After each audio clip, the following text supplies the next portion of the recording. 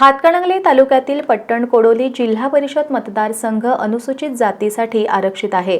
या मतदारसंघातून भाजपकडून महेश उर्फ दरगोंडा पाटील यांनी अर्ज दाखल केलाय।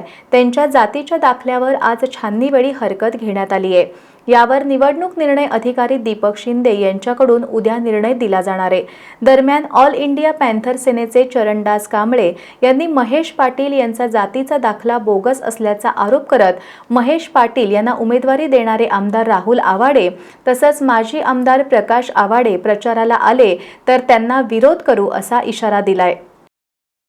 तर माझ्या पट्टणकोडली मतदारसंघामध्ये मला अशी गोष्ट लक्षात आली की महेश पाटील उर्फ दरगोंडा बसगोंडा पाटील जो चंदूरचा आहे याची जी पार्श्वभूमी आहे ही गुन्हेगार आहे। याच्यावरती पोक्सो अंतर्गत गुन्हा दाखल आहे आणि खरं यातलं मोठं जे काय आहे ते हा जो कार्यकर्ता आहे किंवा हा जो काही उमेदवार आहे हा एका प्रस्थापित आवाडी कुटुंबाचा कार्यकर्ता आहे। गेल्या अनेक वर्षापासून तो आवाडी कुटुंबियांशी प्रामाणिकपणे काम करतोय। आता मगाशी आमचं जे आर्ग्युमेंट झालं त्याच्यामध्ये तो सांगतोय, स्वतःहून सांगतोय की 2022ला मी या ठिकाणी प्रांतांच्याकडून चुकून आणि माझ्या अनावधानानं मी तो दाखला काढला। म्हणजे दाखला काढला, अर्ज केला आणि प्रांताने दाखला दिला का त्याच्यासाठी काही डॉक्युमेंट जोडले याच्याबद्दल त्यांच्या पक्षकारांनी किंवा वकिलांनी आम्हाला काही सांगितलेलं नाही।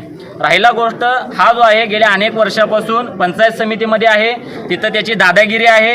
त्या गावामध्ये ग्रामपंचायतीच्या सभेला जो अध्यक्ष बसतो त्या ठिकाणी सुद्धा याच्याकडे कुठलंही पद नसताना तो अध्यक्षाच्या ठिकाणी असतो, जिथं सरपंच उपसरपंच लागतो अशा ठिकाणी हा बसतो। म्हणजे याची हुकुमशाही आहे आणि याचा वरदहस्त हा आवाडे कुटुंब आहे। माझं कलापना आवाडे, प्रकाश आवाडे, राहुल आवाडे यांना आव्हान आहे, इशारा देतोय की गेल्या अनेक वर्षापासून तुम्हाला सत्तेत बसवणारा समाज हा 30%चा समाज आहे। राहुल आवाडेंनी कुठंतरी स्टेटमेंट केलंय की 70% किती मोठा आहे आणि 30%ची मला गरज नाही, पण तुमच्या घराण्याला आजपर्यंत सत्ता देण्याचं काम या 30%वाल्यांनी केलंय आणि त्या 30%वाल्यांच्या विरोधात अशा पद्धतीच्या काही जाती जर तुम्ही रिंगणामध्ये आणत असाल, असे काही बोगस दाखले काढून जर तुम्ही त्यांना मैदानामध्ये उतरवत असाल तर आंबेडकरी जनता ही कदापि खपवून घेणार नाही। आणि आजच मी इशारा देतोय की इथं जो निर्णय होईल तो होईल, आम्हाला न्यायालयावरती पूर्ण विश्वास आहे, पण निर्णय चुकीचा झाला आणि माझ्या समाजावरती अन्याय झाला, माझ्या समाजातल्या प्रामाणिक मागासवर्गीय उमेदवारावर जर अन्याय झाला तर आजच मी तुम्हाला इशारा देतोय, जो उमेदवार असेल, जो उमेदवाराला पाठीशी घालणारा नेता असेल आणि त्या पक्षाचे पदाधिकारी असतील